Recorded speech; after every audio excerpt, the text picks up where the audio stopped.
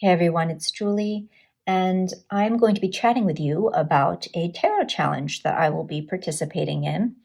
And this has been started by Sylvain over at Sylvain's Deadly Sins. I will leave a link to his video. Please do check it out. He does a VR to Katie Flowers' tag, hashtag only 10 decks, and then piggybacks off of that to then create this challenge called hashtag only 10 decks for Lent.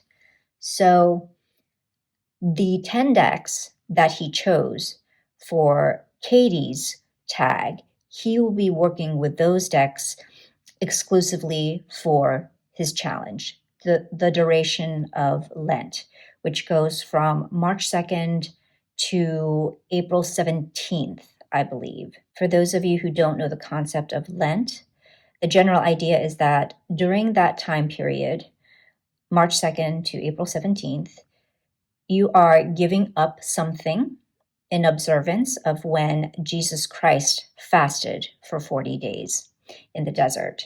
So the way that this ties into Sylvain's challenge is that we are giving up using all of our decks except for 10. I mean, if I need to say use a deck for the purposes of my 3 Girls 1 Deck series with Heather and Sarah, then I'm going to go ahead and do that. We just got to keep things in perspective. This is meant to be good, wholehearted fun. I am not Christian. I mean, I grew up briefly as a Christian, but I haven't observed Lent.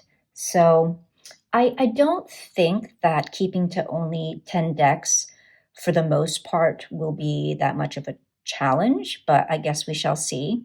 And I will be doing things a little differently from Sylvain in that I did Katie's tag. I did do a VR, and I couldn't remember all the decks that I even chose for that response. So I had to go back and watch it.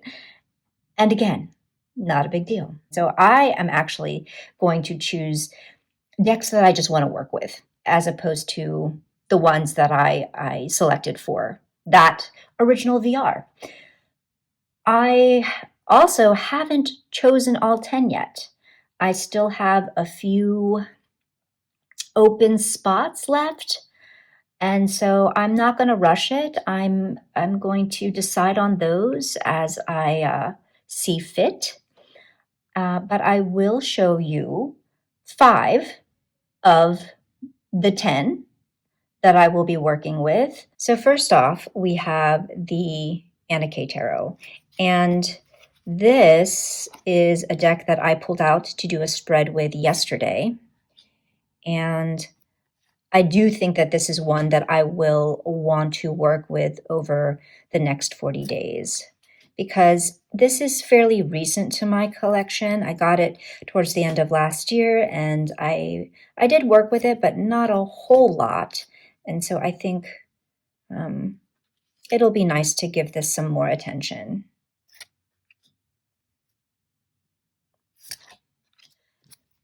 Next up is Everyday Witch. Are you surprised? I just miss her. I have apparently put her back in order too, looks like. Yep, I did. Sometimes I do that for fun. I actually really like putting decks back in order. I find that it's meditative and sometimes it's a way that I cleanse a deck, if you will. But in any case, I miss working with her. And so I figure now's the time. The third deck I plan to work with is the Tarot of the Sweet Twilight. I have modified this to get rid of the multilingual titles, so I just chopped off the top and the bottom. And there is going to be, so I'm in this small tarot Discord group, and there will be a study of this deck, which I would like to take part in. And it just seems so fun and quirky. and I haven't really had a chance to work with this all that much. But this also feels like a springtime deck to me. Like, look at that. Baby Yoda. The next selection is also one that I haven't had a chance to work with, and I think this is my most recent acquisition. It was a lovely gift from Mistress Ray, and that is her Soul Deck Rider, sorry, her Ride or Die, the Marigold Tarot, and she was kind enough to give me her backup copy because I've been curious about this deck, but I've never really bitten the bullet. I love skeletons. This is more of a Pippish deck, and I love Pip decks.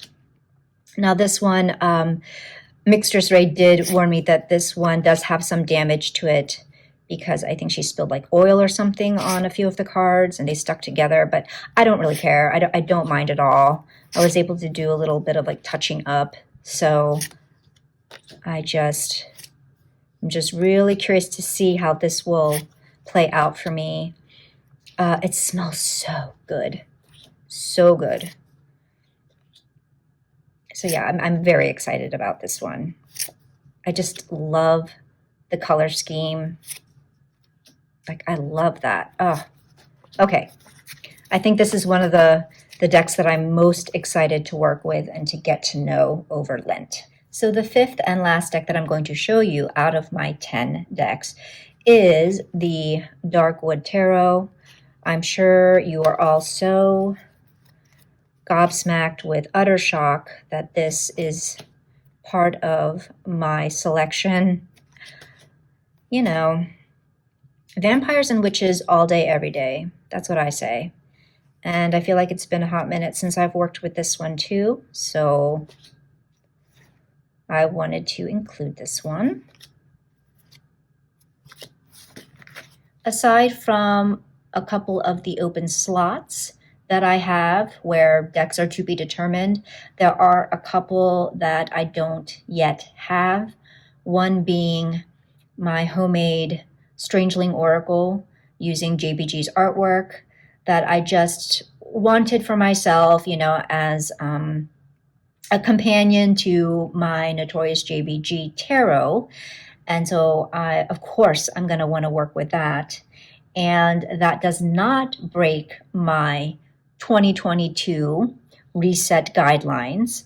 So just as a reminder, my 2022 reset guideline for tarot was that I am only to use the decks that I currently had as of the end of last year for all of this year. And I'm still able to purchase decks, but I just won't be able to use them this year. And the exceptions to that guideline are decks that people gift me.